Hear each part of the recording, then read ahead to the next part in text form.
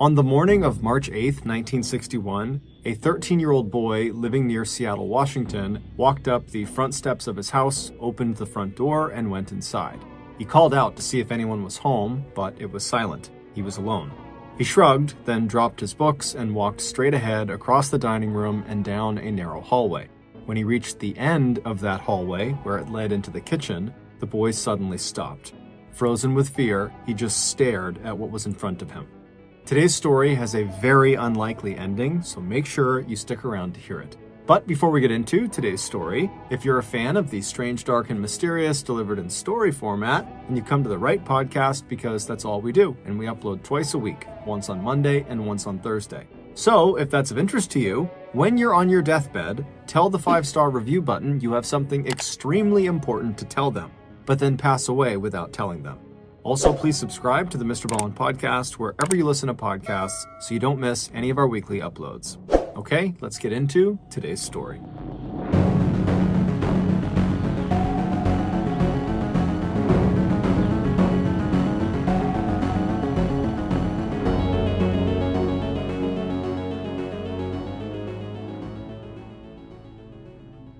When Mary Kelly was still just a little girl, her two older sisters nicknamed her Mary Sunshine. This is because every morning, as soon as the girls would wake up, Mary would leap out of bed and run around her house, pushing aside all the curtains, so every room in the Burley, Idaho home filled with sunshine. The nickname stuck because it not only captured her cute morning routine, but it also captured her sense of optimism, energy, and radiance that people associated with her for her entire life. When Mary was born on October 11th, 1921, Burley was just a small rural town in southern Idaho with a population of just over 5,000 people. Most of its residents, the Kelly family included, were farmers, and the main crops grown in the town were grains, sugar beets, potatoes, and alfalfa. Like her older brother and two older sisters, Mary loved living on her family's farm. The kids held barnyard rodeos, they had potato fights every fall after the harvest was done, and during the hot summers, they cooled off in the irrigation canal near their house. Mary's parents were devout Mormons, and this religion would always be central to Mary's life. Members of the Mormon Church, called the Church of Jesus Christ of Latter-day Saints, or LDS for short, believe their church is actually the original Christian church started by Jesus Christ and brought back or restored in 1830 by LDS church founder Joseph Smith Jr. The teachings of the church, which center around the teachings of Jesus Christ, were all written down by Joseph Smith Jr. in a book titled The Book of Mormon. Despite Mormons being known for living very modest and reserved lives, for example, they don't drink alcohol, they avoid caffeine and tobacco, still, Mary's childhood home was a very fun, raucous place filled with music and stories. Mary was the daughter of a big, charismatic Irish father and a tiny English mother who sang duets together at church. Mary inherited her mother's quick wit, her sparkling blue-green eyes, and her curly hair, but she had her father's sense of humor. Her father also taught her at an early age how to dance and how to yodel. When Mary was 13 years old, a new family named the Campbells arrived in the neighboring town of Unity and joined the same LDS church in Burley that the Kellys attended. Among the Campbells' 13 children was a handsome 16-year-old son named Curtis. He was dark-haired and serious with a flair for math, electronics, and engineering. By the time Mary was 16 and Curtis was 19, they had fallen in love. And the next year, in 1938, the two of them got married. Over the next 14 years, Curtis and Mary moved more than 6 times. They bounced from Utah to Idaho and then back to Utah. Then they made their way to Los Angeles, California, and Nevada. And wherever they lived, Mary was that mom who was full of energy, fun, and who loved a practical joke. At each new town, every kid in the neighborhood quickly learned that if you gave Mary a garden hose, you were sure to get soaked. And if she was inside washing dishes, you still weren't safe because she'd just open the kitchen window and soak you with the sink hose attachment. And no matter where they found themselves, Mary always made sure her family attended an LDS church, and that the family was always involved in the church's education and activities. But for all her good nature and sense of fun, Mary was not a pushover. Once, when her car stalled out right in front of a green light, the vehicle behind her started honking their horn. Unable to get her car going, Mary casually hopped out of her car and walked back to the car behind her, and she knocked on the driver's window, and when the incredulous man rolled down his window to see what she wanted, she said to him in a very sweet voice, "Mister, if you'll go up there and start my car for me, I'll sit back here and honk your horn for you." The driver went from angry to smiling and laughing, and then got out of his car and he walked up to Mary's car and proceeded to fix her engine for her. During those first 14 years of marriage, Curtis would serve in World War II as an aviation technician for the Navy. Mary would give birth to 4 sons and 2 daughters. However, 2 of the boys died shortly after they were born. Despite the heartbreak of losing those 2 children, the economic and political upheaval of a war that redefined the United States as the world's superpower, and the disruption of constantly moving and Curtis constantly changing jobs, Mary and Curtis still had a very strong and happy marriage. When Curtis walked through the door after work, his children knew their parents would always take a few minutes alone with each other to hold hands and talk about their day. In 1952, just ahead of their 15th wedding anniversary, the Campbells' good life got even better when Curtis landed a top-paying job as an engineer with Boeing Aircraft Company in Seattle, Washington. The work, developing the technology that would later be used to design drones for the U.S. military, was more exciting and challenging than anything else Curtis had ever done.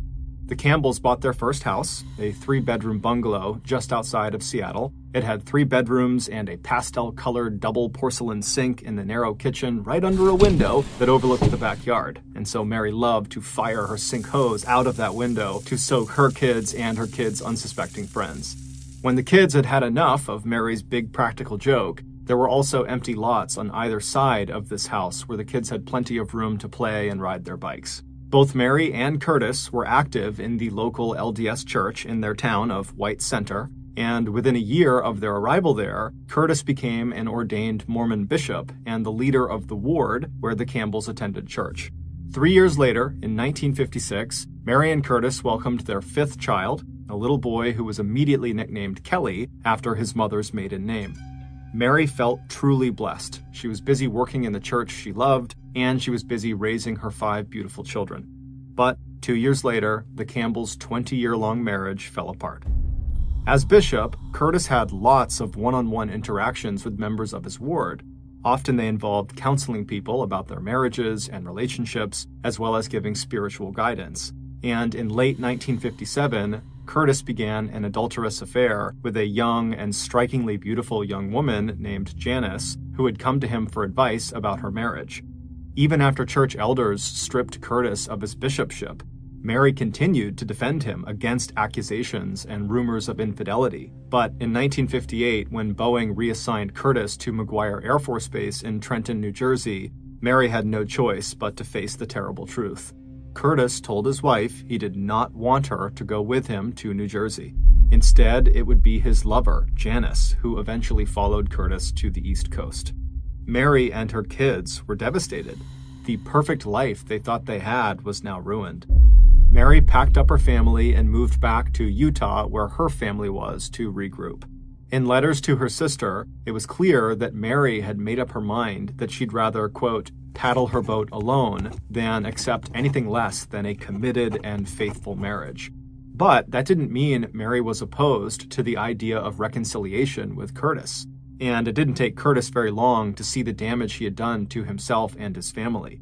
Shortly after she moved to New Jersey with him, Janice left Curtis and went back to her parents' home in Utah, and so Curtis, now all alone, fell into a deep depression. Despite feeling betrayed and hurt by him, Mary was very worried about Curtis.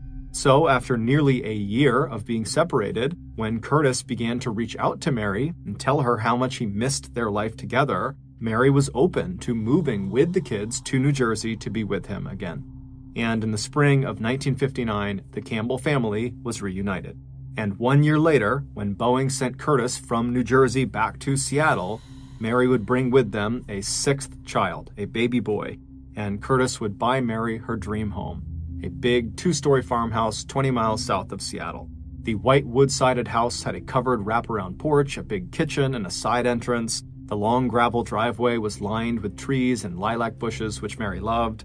Most of the nearby properties were lettuce farms, and in the spring, the dark, damp fields would be covered in green. The local schools were good, and there was plenty of room for the children to play. And right after they had unpacked in their new home, Mary got deeply involved in LDS church activities. Over the next 2 years, she became the head of her local ward's relief committee. She was also a member of the Church Building Fund Committee, and she was active in Primary, the LDS program that offered religious instruction to kids aged 3 to 12. But Mary had changed. The separation and Curtis's infidelity had taken some of the light out of her nature. It had also made her very sympathetic to the plight of divorced or single women. So in 1960, a year after they were back in Seattle in a little town called Kent, when the ward bishop asked Mary Ann Curtis to help counsel and support a young single mother who had just joined their ward and didn't know anyone, Mary was very quick to say yes. 26-year-old Thelma Ann Swenson was grateful for Mary and Curtis's help. 10 years earlier, she had moved to Utah from her hometown in England and married a Mormon from Salt Lake City. When the marriage broke down, she moved to Kent in Washington with her 3 young children, but she was just barely scraping by financially. Mary immediately hired Thelma to take care of her 4-year-old son and new baby. Mary would often drop them off at Thelma's trailer home after Mary dropped her 3 older children off at school. This arrangement allowed Thelma to get a much-needed paycheck, and it gave Mary more time to spend on church activities when her older kids were at school. As Thelma and Mary became friends, Thelma opened up to Mary and Curtis about problems she was having with her estranged husband. And when Thelma showed up one evening at their house with a bruise on her face, she told them that the injury was the result of her estranged husband hitting her. The Campbells were horrified and urged Thelma to contact them anytime she ever needed anything or anytime she ever felt like she was in danger. From that point on, Mary always made sure to invite Thelma and her kids to every holiday dinner just so that they wouldn't be alone a couple times a year. On the morning of Wednesday, March 8th, 1961, so roughly 1 year after Mary and her family had moved back to Seattle to the town of Kent, Mary was up early as usual, cooking breakfast for her kids and making bologna sandwiches for their bagged lunches. It was a cool 51 degrees Fahrenheit outside and very cloudy. When Mary looked out the window, she was just happy to see that at least it wasn't raining. By 8:30 a.m., Mary had all the kids packed into the family's Plymouth station wagon. The first real baby car seats wouldn't be invented until the next year, so Mary just made sure the kids used their seatbelts, and she settled the baby, Russell, in the front passenger seat. Just before 9 a.m., she dropped her 3 older children, Scott and Janelle and Patty, off at school. She told her older daughter, 11-year-old Janelle, that Thelma would be picking up the girls after school and taking them to Primary, their after-school church instruction program, but that she, their mom, would come get Janelle and Patty after Primary and bring them home for dinner. Scott was 13 years old, which meant he didn't go to Primary anymore as the age cutoff was 12, and at the age of 13, his parents had allowed him to begin walking home after school on his own. After smiling and telling her son she would see him after school, Mary looked behind her and checked that her 4-year-old Kelly was still belted in the back seat, and then she turned to the front seat to make sure her 7-month-old baby, Russell, was still secured in that seat. Then Mary looked one more time at her older kids as they walked into the school building, and then she pulled away from the curb out of the parking lot and headed for her church, where she had 2 meetings that day. Shortly after walking into the LDS church, Mary turned and saw Thelma walk through the front door as well with her own young kids. Thelma shook off the hood of her coat and ran her fingers through her short dark curls that were damp with Seattle's constant mist. She'd once told Mary that she thought she'd left all the rain and clouds behind her when she moved away from England, a place notorious for its wet weather. When Thelma looked around and saw Mary, she smiled and walked over. The 2 women chatted for a few minutes, Thelma confirming that she was all set to take Mary's 4-year-old son Kelly home with her that afternoon for a playdate. By the time Mary's second church meeting ended at noon, Mary was very thankful for Thelma's help. By that point, Mary's baby, Russell, had started to get restless and fussy, and so Mary was eager to get back to her home and put him down for a nap, and then maybe she'd have a little time to herself. It was about 12:30 in the afternoon when Mary drove up the long gravel drive to her house, parked the car in the detached garage, and let herself into her house through the side door, which led directly into the kitchen. Talking quietly to baby Russell, she walked without stopping through the kitchen and down the hallway past the door to the combination powder room and bathroom and into the dining room. Once there, she put down her purse on the dining room table and settled Russell into a small crib they had in the dining room. She gave him a kiss, then covered him with a thick cotton blanket. Still dressed in her coat, Mary decided to stop at the powder room to freshen up before going back to the kitchen. And so she turned around and began walking back down the hallway that she had just come in on, and then about halfway down, she turned left to go into the powder room bathroom. But as soon as she turned, she stopped right in the doorway, and then she screamed, because a man she had never seen before in her life was standing right in front of her in the powder room bathroom.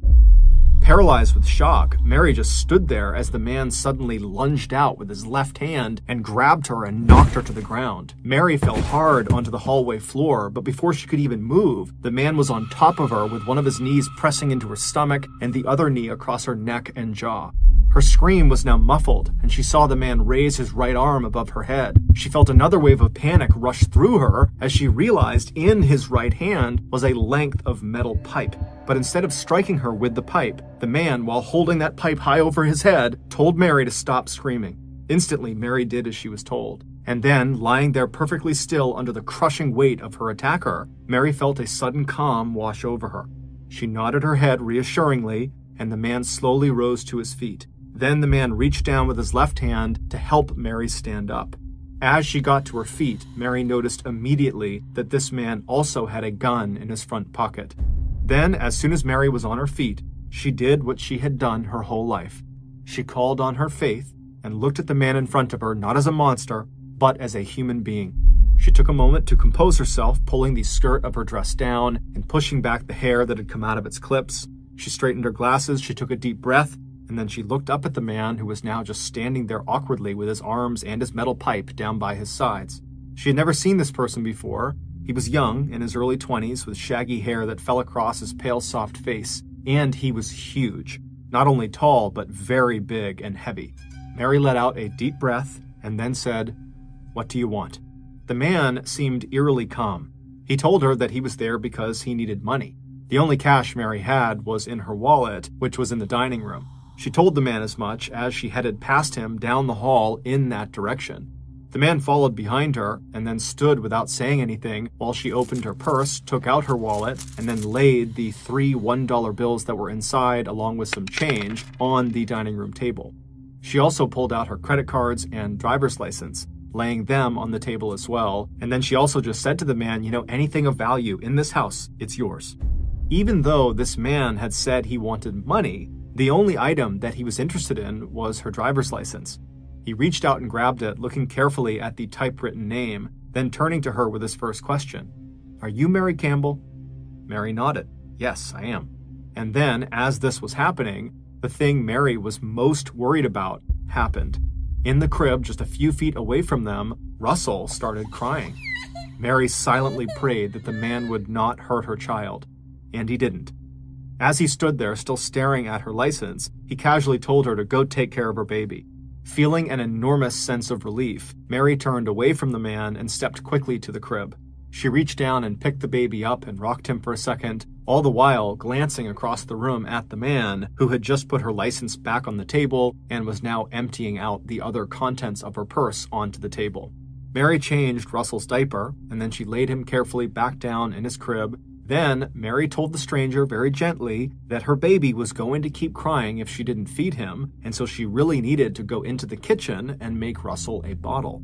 While that might have been true, in reality, all Mary was thinking about in that moment was just getting this intruder away from her baby. So she asked the man if he would like to join her in the kitchen as she makes the bottle, and maybe she could fix him something to eat as well. The man agreed, and the two walked down the hallway to the kitchen. Mary first, the man after her. While Mary prepared the bottle of milk, the man stood quietly in the middle of the kitchen without saying a word. After the bottle was ready, Mary walked past the man who stayed put, and she went back down the hallway all the way to the dining room where she fed Russell as quickly as she could. All the while, the man just stayed in the kitchen, standing there watching Mary down this hallway. After giving her baby a kiss on the forehead, Mary tucked him back into his crib and returned to the kitchen where the stranger was. Mary was too nervous to sit down, so she went to the refrigerator and took out the hamburger meat that she was planning to serve that night for her family's dinner. She unwrapped it and asked the stranger if she could make a hamburger for him. When he said no in a very polite tone, Mary couldn't help but feel sort of relieved. After that initial attack, the man had not threatened her in any way, and now he was just standing there quietly in her kitchen and being very polite about it. Mary took a few more quick glances at him and noticed that despite him being this really big person, he looked more like a child than a man. In fact, he couldn't be much older than her oldest child, Dell, a 19-year-old young man who had left home just 2 years earlier to join the Navy. As soon as she thought of her son, Dell, Mary felt even better. And slowly, her fear started to give way to her usual curiosity about people and her conviction that even the most flawed human beings could be helped and ultimately redeemed. So after her visitor very kindly refused the offer of a hamburger, Mary poured them both glasses of cold milk and set out a plate of the cookies she had made the night before. She sat down in one of the chairs that was nearest the sink at the kitchen table, and then she nodded to the chair opposite her on the other side of the table, and she asked the man if he would like to please sit down with her. The man seemed to like this idea, so he walked over and sat down. He also carefully laid the metal pipe he was carrying on the empty chair next to him.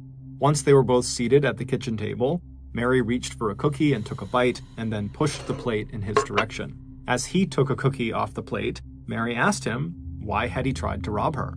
The man explained that for the last 6 months he had not been able to find any work, and he and his wife desperately needed money so they could buy food and take care of their 2-year-old son. Mary listened, already turning ideas over in her head about how she might be able to help this young family like she and her husband had been helping Thelma. When there was an opening in the discussion, Mary gently encouraged the stranger not to rob her, that was the easy way out and something he would likely regret. She then told him he should consider opening himself up to prayer and also to asking for help and guidance. They chatted for a few more minutes over the milk and cookies. Then suddenly, the man asked Mary if she would like to go upstairs with him and see what he had done to her house. She couldn't tell if he was proud of what he did or if he felt bad and just wanted to show her. Clearly, there was something off about this man, but he didn't seem like he wanted to hurt her, and she didn't want to make him angry again, so she said, okay. And together they headed up the stairs. Right away, she could see that the bedrooms and the hall closet and study had been ransacked. Articles of clothing had been pulled out of drawers and tossed on top of the floor. The man apologized for the mess, saying he had tried to make it look like a burglary had happened. When Mary knelt down in front of the bureau in the master bedroom to start refolding the clothes back into the drawers, the man also bent down and started to help her. Once they had put everything back in place in the master bedroom, the man stood up and then took the gun out of his front hip pocket. It was Curtis's gun. Clearly, he had found it and stolen it. The man looked at the weapon for a moment as if he was seeing it for the first time. Then he sighed and looked at Mary and said, I guess I won't be needing this anymore. And then he walked over to Curtis's bedside bureau and put the gun back in the top drawer where he had found it. After this, Mary and the stranger left that room and headed for the study next door. Inside, Mary picked up some of the loose papers on the ground, and as she did, she very gently told the man who was standing next to her that she needed to take these papers down to the kitchen, and, maybe it was time for him to be on his way anyhow. The man nodded, and the two headed back downstairs. Once inside the kitchen again, Mary put the papers on the kitchen counter and then turned to face the man who was once again standing awkwardly in the middle of the room.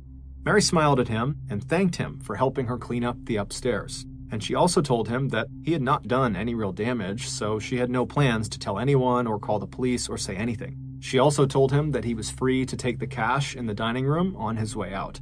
Then she stepped forward toward the table, and as casually as she could, she picked up the length of metal pipe from the kitchen chair and bent down and placed it under the table out of reach. The man watched her do this. Then, after a pause, he asked if she might be able to give him a ride away from her house. Mary sat down on one of the chairs for a moment, just wishing now that this man would leave. She took a deep breath, and then she looked up at the man who had now moved to the side door of the kitchen that opened into the side and backyard. Mary looked at him and said, "No, I can't give you a ride." Then Mary stood up and walked over to the door with him and pointed through the window on the door to an outside white gate on the edge of their property. and she told him that if he went through that gate and crossed a wooden plank that led over a stream and into the woods, that no one would see him leaving. The man stared at Mary for a few seconds, and then he thanked her for the milk and cookies, and then he looked down kind of sheepishly and said he was sorry that he had hurt her, and then he turned and reached for the doorknob.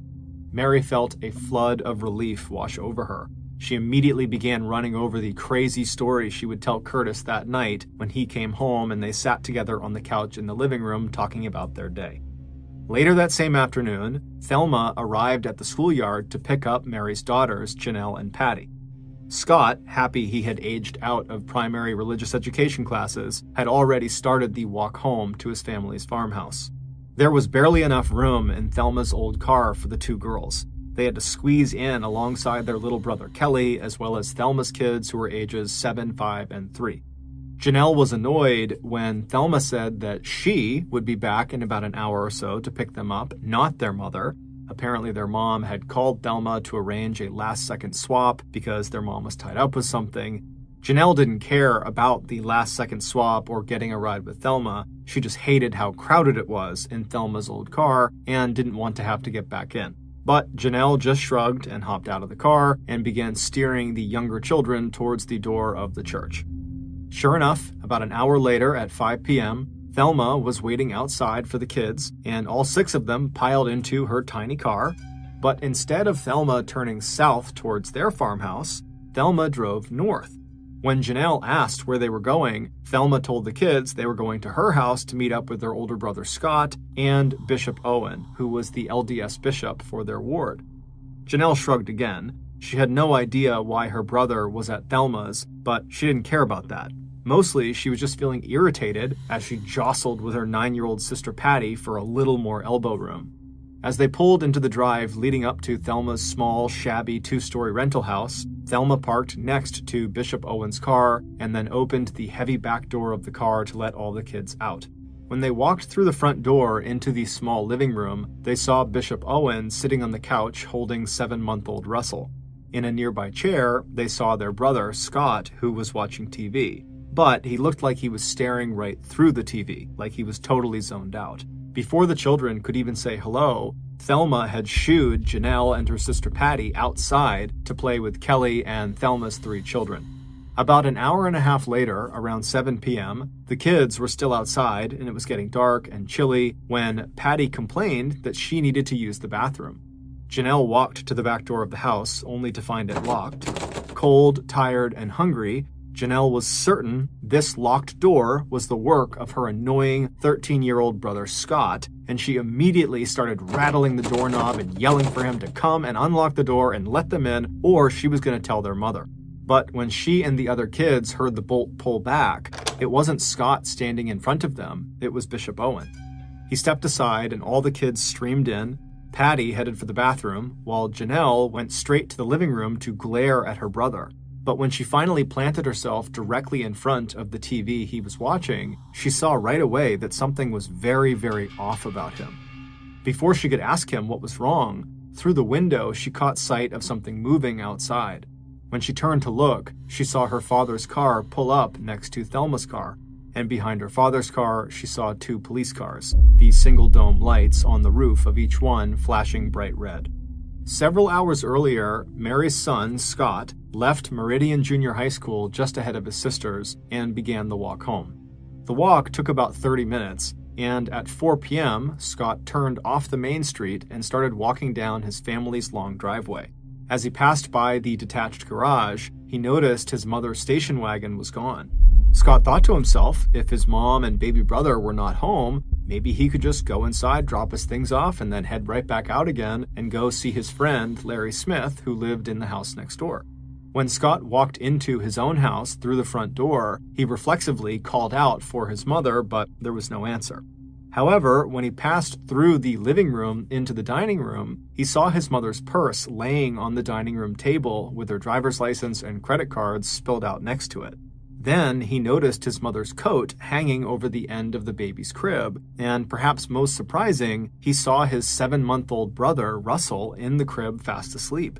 If Russell was here, then his mother surely had to be here too, which was strange since he hadn't seen her car. But regardless, he moved towards the bottom of the stairs and called out again for his mother, but still, there was no answer. The big house was totally quiet. Scott put down his things on the dining room table and headed down the hallway for the kitchen. On the way, he glanced into the powder room, but no one was inside. When he reached the end of the hallway and looked into the kitchen for the first time, he froze. What he saw inside of it was so terrible, he couldn't even begin to process it. There, on the floor, was his mother. Under her head was a red velvet cushion taken from the living room couch. Blood had gushed out of her mouth and formed a huge puddle under her head. There were dark bruises like a collar around her throat. Her blood-soaked, dark red hair looked black. Her eyes were wide open and staring, and her glasses were on the floor next to her. Scott started backing away. He knew without being told that his mother was dead. Then he turned, stumbled, and ran down the hallway, back through the dining room, past his brother, and out the front door. Once outside, he ran along the pathway behind his house to his friend Larry's house. Bursting through their back door, Scott found Larry's mother and frantically explained what he had just seen in the kitchen. As Mrs. Smith picked up the phone to call police, Scott suddenly remembered that he had left his brother, Russell, in the house. Ignoring Mrs. Smith's questions, Scott ran back to his own farmhouse and into the dining room where he saw his brother still laying in his crib fast asleep. He carefully lifted Russell out of his little bed and then sat down on the living room couch, holding the baby until police and the local doctor arrived. When police did arrive, they led Scott, who was still holding his brother, back to the Smith's house next door, where Scott called his father at Boeing. After he was off the phone, one of the police officers asked Scott a few more questions about what he had seen. Then the officer drove Scott and Russell over to Thelma's house, where Bishop Owen was waiting for them. When Scott stepped inside of Thelma's house, Bishop Owen took the baby from Scott's arms and began rocking him, and then he settled Scott into a chair and turned on the TV. Scott said nothing. He just sat there staring at the TV with no expression at all on his face. Back at the Campbell's farmhouse, the doctor confirmed that Mary was dead. She had been strangled and hit on the head 3 times. And when the doctor picked up the pillow that was underneath her head, he noticed a small hole in the pillow with singed edges in the fabric and realized someone had clearly fired a gun into this pillow, and when they examined Mary's head again, they noticed there was a gunshot in her left temple. And so they had placed the pillow over her head, fired that shot into her temple, and then afterwards they had placed the pillow under her head, and that was how she was found. Even before police began collecting evidence, they were totally puzzled by what they saw inside the house. With credit cards left on the dining room table, it did not look like a robbery, and if the attacker was looking for valuables, why did they only pull the clothes out of the drawers in the children's rooms upstairs and not go through the neatly folded items in the closed drawers in the master bedroom where Mary and Curtis slept? And who had been sitting at the kitchen table eating milk and cookies? When Curtis arrived, the police refused to let him into his own house. Dazed and shocked, Curtis just asked, "Where's my wife's car?" And immediately, when police saw it was gone from the garage, they sent out a description of the car over the police radio in case the killer had used it to escape. A few minutes later, Curtis was back in his car heading to Thelma's house. 2 police cars followed him with their lights flashing red. As Curtis stepped into Thelma's house, his daughter, Janelle, looked from him back at her brother, who she could now tell was crying. Curtis walked to the couch and sat down. He motioned for Janelle and Patty and Kelly to sit down with him. Then he looked at the scared little faces all turned in his direction, and he said, "Your mother is dead. Someone killed her." Curtis was quickly removed from the list of possible suspects. Dozens of people could confirm that he had been at work that day during the window of time when Mary was killed, sometime between 12:30 p.m. when she arrived home from her church meetings and 2:30 p.m. By 8 p.m. on the night of the murder, police had located the Campbell station wagon in the parking lot of the Group Health Hospital in the town of Renton, 3 miles away. There were no weapons or blood in the car. All it told police was that the murderer must have gotten a ride to the Campbell's house and then used the station wagon to make their getaway. Once Curtis was allowed back into his house later that night with his children, he went upstairs to check for his gun in his drawer and found it was missing. He told the police about it, and they asked him what kind of gun it was and what caliber it was. When he told them, They realized it was the same as the gun that had been used to shoot Mary in the head. Even though there were almost 100 law enforcement personnel working the murder case, by Friday, March 10th, so 2 days into the investigation, the best lead police had was still just a report from the Campbells' neighbor. The neighbor told police that at about 9:30 a.m. on the day Mary was murdered, she had seen a big man with shaggy hair almost down to his shoulders walking first across the Campbells' front yard and then later that day across their backyard. On that Friday, police got an anonymous tip over the phone that would eventually lead to the break they were looking for. The police were told to check out Art Ferguson, the husband of one of the members of Mary Campbell's church. He matched the description of who the neighbor had seen, and he had recently just gotten a haircut. 21 years old and weighing 220 pounds, Art, along with his 20-year-old wife, Virginia, actually did not have very much information to offer police when they were questioned. While Art did not know the Campbells, his wife Virginia did, and she was totally traumatized by the murder. Between sobs, Virginia kept going over and over what little she knew about Mary's movements the morning of Mary's murder. She'd seen Mary at church, and she'd heard Mary and Thelma making plans for a playdate. She had even visited Thelma after church and seen Mary's son, Kelly, out playing in Thelma's backyard. But after Virginia's visit with Thelma, Art and Virginia had not been in Kent. They had spent the afternoon driving 60 miles to eastern Washington to see if Art could find work at 2 local mills out there. The reason Art had a haircut was because Virginia had insisted that he had to get one. She thought he wasn't getting hired because he looked sloppy. But the next day, Saturday, 3 days after the murder, police got a call from Art's father. He told them that they better get out to his place. There was something his son needed to tell them. Once police arrived, they found Art sitting at his father's table, head in his hands. He didn't waste any time telling police what had been weighing so heavily on his mind for the last 3 days. Art told them in a calm voice that he had killed Mary Campbell. Police immediately arrested Art and took him into the police station, and there he spent most of the next day answering questions about his crime. He seemed to have remembered every detail of what happened. The following is based on Art's statement to police.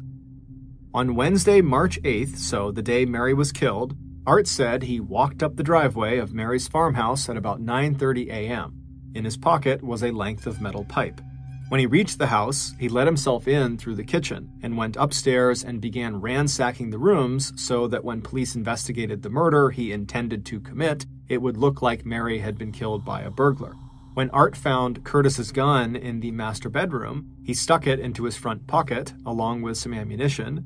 Then he went back downstairs and hid in the combination powder and bathroom off of the downstairs hallway to wait for Mary to come home from her church meetings.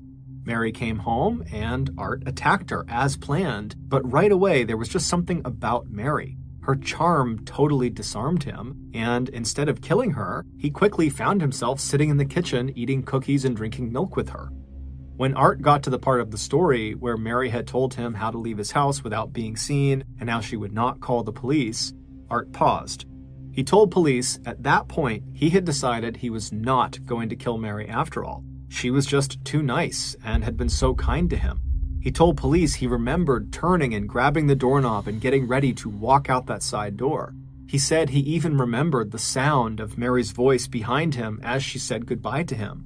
But the next thing Art knew, he had turned around and lunged at Mary, squeezing her neck as tightly as he could. According to his formal police statement, as he choked her, Mary, who was totally surprised, stumbled backward a few steps, and both he and Mary slid down the front of the stove to the ground. Art said, quote, "She tugged at my shirt front very lightly, and once at my hair, and tugged very lightly at my sleeve." Art said when his hands got tired and Mary's head fell forward, he released her neck, letting her fall all the way to the ground. Then he turned on his knees and grabbed the metal pipe Mary had shoved under the kitchen table. Art stood up, and with the pipe in his right hand, he swung it down hard at Mary's skull. He hit her 3 times until blood began to flow out of her mouth. Then he ran upstairs to get Curtis's gun that he had put back earlier when he and Mary were up there. On his way back to the kitchen, he picked up a red velvet pillow from the living room couch. When he knelt down beside Mary, who was now motionless, He put the pillow against her left temple, he pressed Curtis's gun into the pillow, and then fired a single shot. Then he laid Mary down on the floor of her kitchen, resting her head on top of the soft, round, and now blood-soaked pillow. Before leaving the house, Art dumped out the rest of the contents of Mary's purse on the dining room table, pocketing the $3 in change, and then he took her car keys. Art stepped out of the farmhouse and entered the Campbells' detached garage. He got into Mary's station wagon and then laid the pipe, the gun, the gloves he was wearing, and his jacket on the seat next to him. Then he turned Mary's car on and drove down the driveway out onto the main road. On his way to the hospital parking lot in Renton, where Art would leave the car and drive home in his own vehicle that was parked there, he stopped along an empty stretch of road near the Puget Sound, and he threw the gun and pipe out into the woods. Art's story explained every strange circumstance about the crime scene that had left police baffled, from the milk and cookies left on the table, to the ransacked bedrooms, to the baby sleeping unharmed in his little bed. But what it didn't explain was why Art had killed this mother of 6, who he didn't even know. Art's bizarre answer to that question would lead the police to another person, the person police would accuse of being the real mastermind behind this murder. On March 8, 1961, the morning of the murder, while Mary was busy dropping her kids off at school and then heading for her church meetings, Art was waiting next to his car in the parking lot of the hospital in Renton, about 3 miles away from Mary's farmhouse. At exactly the agreed-upon time, an older model car pulled up next to him and idled for a minute as Art opened the passenger door and climbed inside. The driver of the car asked Art if he was ready to go and whether he needed to take one more look at the map. Days earlier, the driver had made a hand-drawn map showing a detailed layout of the Campbells' farmhouse. Art had been told to memorize it, along with the usual route that Mary Campbell took through her house when she came home with her baby. Art was feeling nervous and thought looking at the map again might calm him down. The driver handed him the piece of folded paper. As Art sat there studying it, he tried to use the memorization technique the driver had taught him that would apparently sear the image into his mind. Meanwhile, the driver put the car in gear and pressed the gas pedal. On the way to the Campbells' farmhouse, the driver stopped and bought 2 gallons of gas at a gas station and paid by check. When they arrived near the entrance to the Campbells' long gravel driveway, the driver took back the hand-drawn map. They made sure Art had his piece of metal pipe inside of his jacket pocket, and that Art knew exactly where to find Curtis Campbell's loaded pistol. The driver also told Art to be sure he used a pillow from the couch to silence the sound of the shot that Art would eventually fire directly into Mary's temple. Art nodded. Just before he climbed out of the car, a pink and black truck passed by them on the main road. Art's driver only watched Art for a few seconds as he walked up the driveway toward the farmhouse.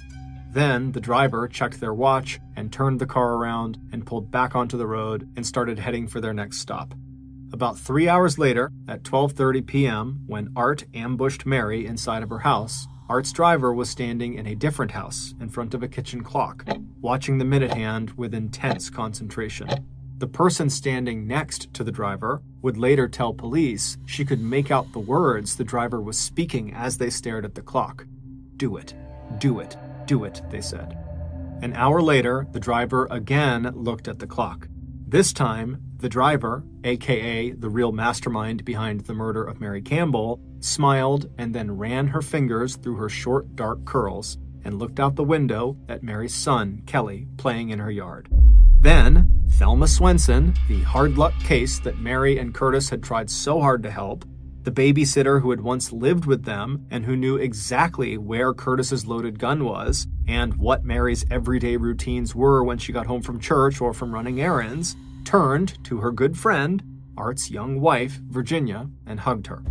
And then, according to Virginia, Thelma swayed slowly side to side while holding on to Virginia and said, "I know where Art is. He's up there right now butchering Mary Campbell."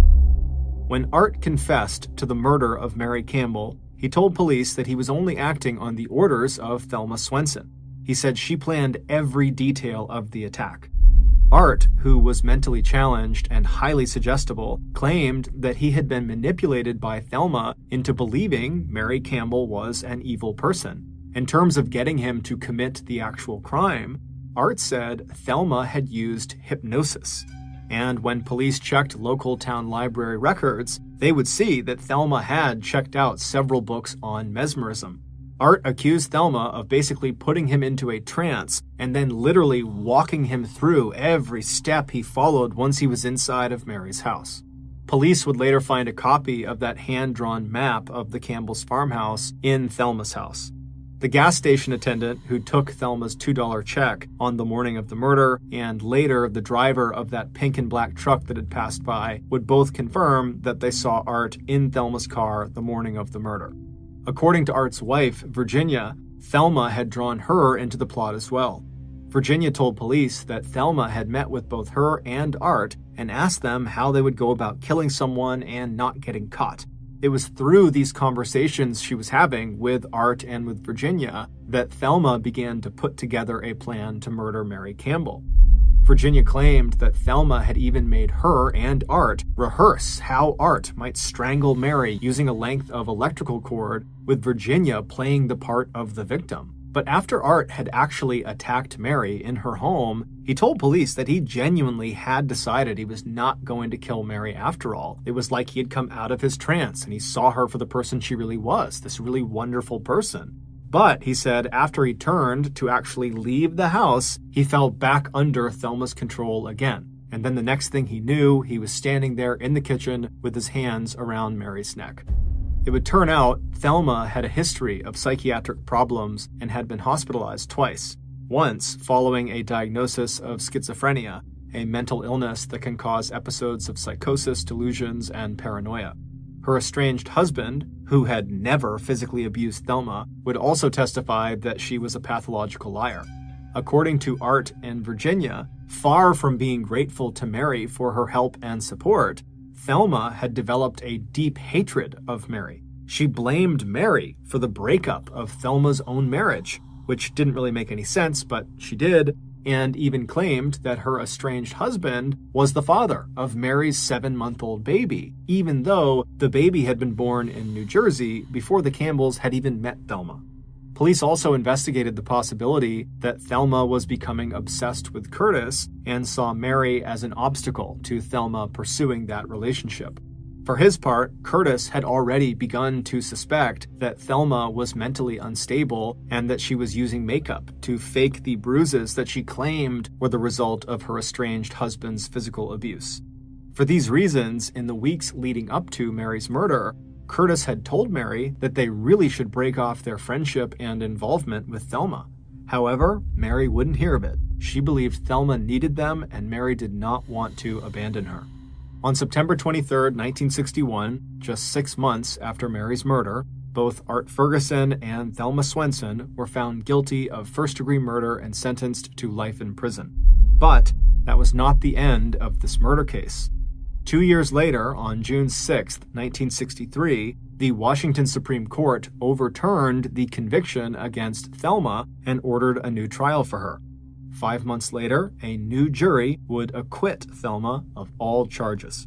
While the court denied Thelma's request for custody of her 3 children, Thelma would go on to marry again and have a second set of 3 children before divorcing her second husband and taking those 3 children with her. In her memoir about her mother's death, titled The Multiple Murders of Mary Kelly Campbell, Janelle Campbell writes that as of 2021, Thelma Swenson was still alive.